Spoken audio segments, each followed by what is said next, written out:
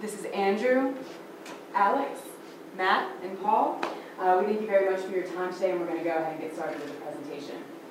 Our analysis of ROC 10 has led us to a sell recommendation.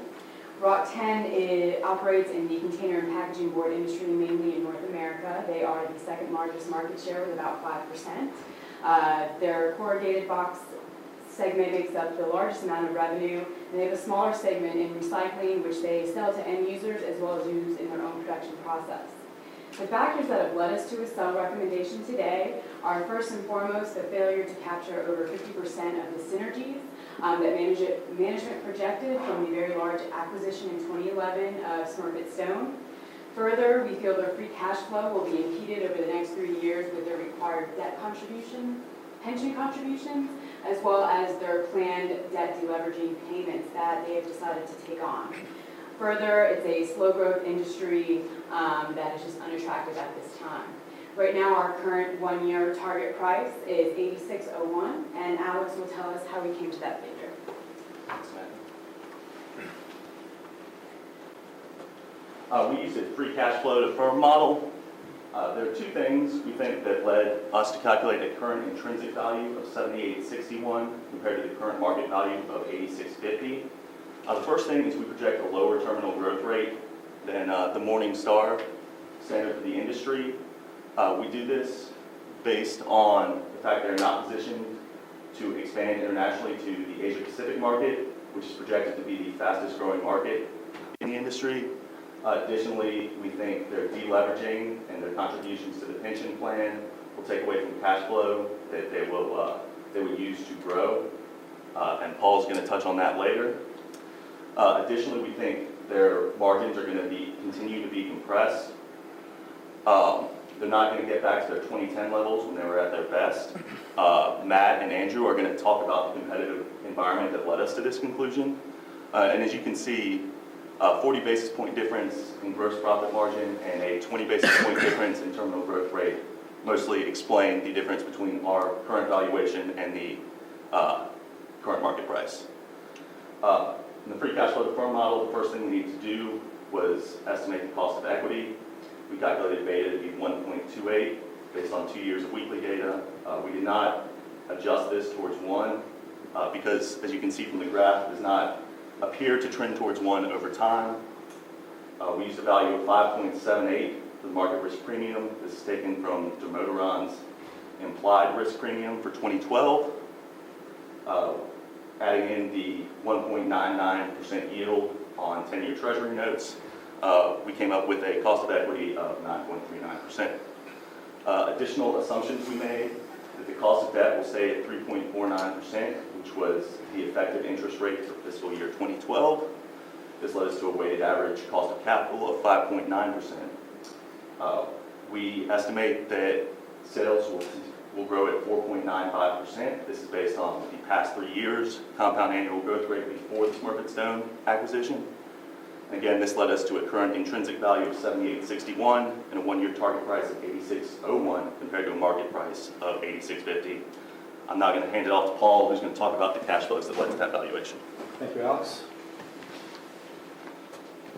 ROC 10 has experienced extraordinary revenue growth over the past few years, traditionally done through transformative acquisitions, most notably Smurfit Stone in 2011. However, when they're not acquiring companies, their organic sales growth is low to mediocre at best, as you can see from 2008 to 2010. With their acquisition of Smurfit Stone, their revenue tripled over that period. However, this incredible top-line growth has not been matched with matching growth in their bottom line. As you can see, margins have fallen across the board over the acquisition period. This is mostly due to their difficulties in integrating such a large company such as Smurfit Stone into a smaller company before that, as well as some difficulties in some downtime in some of their 2 major plants that occurred at the same time. Due to our lackluster view of the industry growth, we don't see these margins improving greatly over the next few years. However, we do see trending upwards towards 4% as they plan to deleverage. ROC 10 produces strong and healthy cash flows from operations, particularly before their pension contributions. However, in the Smurfit Stone deal, they inherited a large underfunded pension account as well as a significant amount of debt. This, coupled with their capital expenditures, is going to seriously tie management's hands with regards to free cash flow to either increase their already mediocre dividend, or set themselves up for financial position to acquire another firm. Again, their management's goal of reducing leverage by 2014 by our projections will not be met until 2016. I'm going to hand it off to Andrew, head of analysis. We looked at Porter's 5 forces to look at the industry, and you can see the graph where we identified strengths and weaknesses in the industry. Listed here are some favorable aspects, and we like the fact that new entrants are not a major threat because of the large initial investment required to set up a plant. There's also a lot of economies of scale benefits that can be had from having multiple plants within the industry. Additionally, there are very few substitutes to cardboard boxes, only glass and plastic packaging, which are not directly substitutable for many different uses. Unfortunately, there were very many unfavorable aspects to the industry that we found, such as the lack of differentiation of the product, and that cardboard boxes cannot differ. And also, contracts to buyers are not very long-term, so forecasting revenue can be very variable. Additionally, production is heavily dependent upon two inputs, virgin and recycled fiber, and it creates a lot of vulnerability to price movements in those inputs and potentially volatile margins. Also, high fixed costs in the industry and low variable costs can lead to incentivizing companies to maximize output by reducing price, much like in the airline industry. Also, rivalry can be tense within regional pockets because, much like the concrete industry, shipping costs can be very expensive because of the high volume or price of shipping cardboard material. The Herfindahl Index of 0.1 also talks about the industry being highly segmented and very few large players, which makes it more difficult to pass along input cost increases. Overall, it's not a particularly desirable space to be in. We took a brief look at two major competitors, International Paper and Packaging Corporation of America.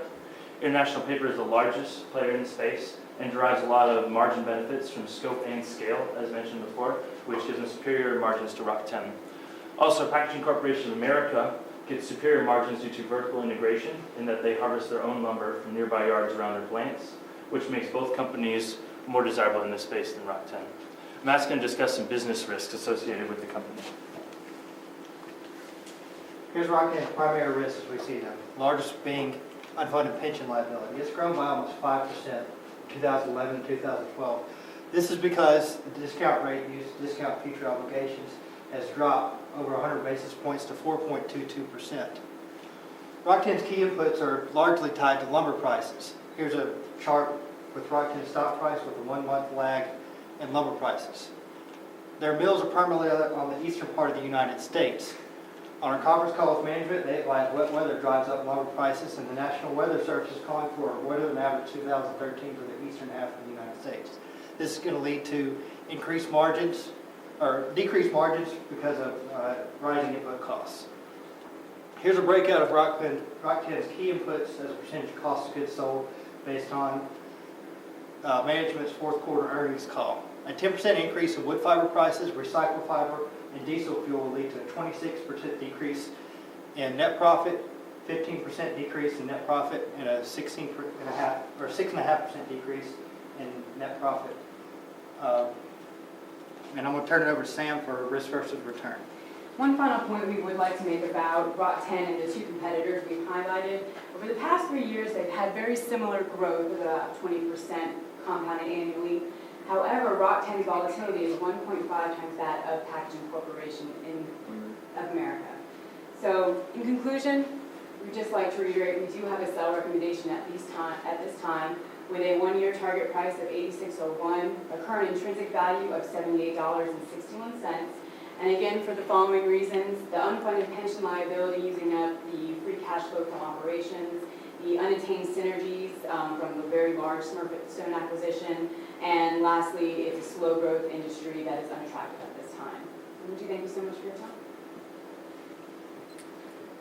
Given your negative outlook on the industry, was the Smurfit acquisition smart in your opinion? I think that this industry, again, like Andrew had mentioned, is similar to the airline industry, so a lot of growth can be obtained through acquisitions, and contraction of the industry can help with pricing and scale operations. So looking at it forward-looking, it was a good potential acquisition. However, I think they potentially bit off more than they can chew at this point, trying to incorporate some of those operating efficiencies, which they had estimated about 400 million, which is what they really lacked to accomplish at this point. What's going wrong with those not getting the synergies? And why are you seem to be very confident that's not going to happen?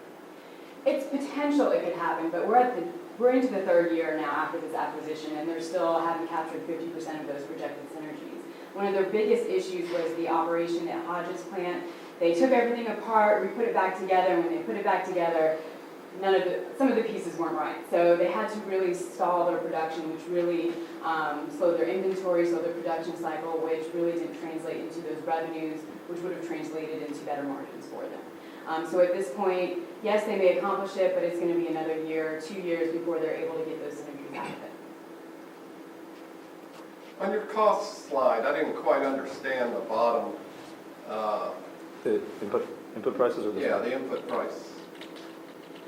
Okay, well, we just want to drive home the sensitivity that the company faces to any marginal increase in input costs. And those are the three biggest input costs as per management's guidance that they gave us. And just a small increase will lead to that big of a decrease in net profit margin. Okay, I'm sorry, I didn't see the blue line that said, I just saw what part was going And down. yeah, we really just wanted to drive home their sensitivity to input costs. The price for finished product doesn't also fluctuate They have somewhat? with They have input costs? trouble passing increases in price of inputs along to customers because of how competitive the industry is. Somebody had mentioned regional dynamics and competition. Yes, the factories can only ship within a 150-mile radius, and even as you get to the outside of that radius, your shipping costs, hence that diesel input, is going to get bigger and bigger because cardboard is very voluminous and obviously not particularly valuable per unit of volume, so shipping it on freight is highly expensive. And that also goes for their inputs as well. You have to source your inputs within a small radius of the plant as well, so it creates a lot of regional sensitivity, which is what he was hammering home with the idea of the rainy season in the east, because they have to source their inputs from the east as well as sell the product in the east, because that's where their plants are So located. it's really just a series of regional markets. There is no North American market for. Correct, you could view it as a series of regional markets. Go to the valuation. Your WACC seemed low to me, and I was just curious what you were using for your cost of equity. The 9.39%? Is this the slide you want to use? Yes.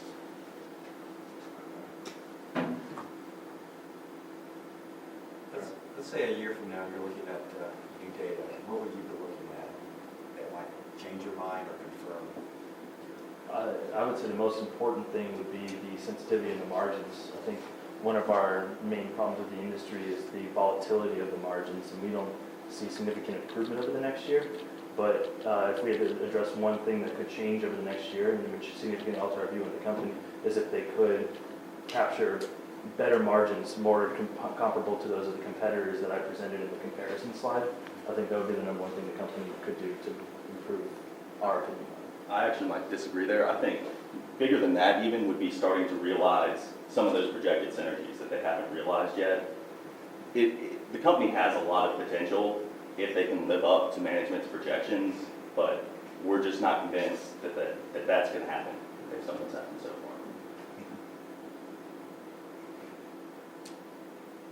Do you like any of the competitors? Or do you not like the industry at all? When I looked at the competitive comparison, overall we don't like the space, but we determined collectively that if we were to select a competitor in the space, that, as you can see, Packaging Corporation of America, which is about half the size of Rock 10, and actually has about 95% of the revenues come from the corrugated box segment. 80% of their fiber is used in it, but I think 95% of the revenue is derived from that segment, which is where Rock 10 is actually trying to move to. This company is already in that space. They're already operating almost entirely in that space, and they're garnering much superior margins to Rock 10 with much less leverage. So overall, you see a lot less stock price volatility, a superior dividend yield, and generally a better growth outlook because they have that infrastructure also with the vertical integration, which I think sets them up in a much better competitive position than Rock 10 going forward. Did you look at the profit contribution by by segment? The 10K gives limited information based on the contribution, but we compared companies that had large shares of different segments to try to derive what would be a profit contribution by segment. And we determined that, yes, the segment that Packaging Corporation America is in, corrugated, is slightly more profitable, but their share of it is not significantly greater than Rock 10's, and most of the profit can be attributed to individual company effectiveness and less to the actual product segments. Because consumer packaging and corrugated packaging do not differ significantly in terms of margins. So your slide has Packaging Corp America being relatively small, but you mentioned that there were significant economies of scale. So maybe how might I think about, Rock 10 versus International Paper?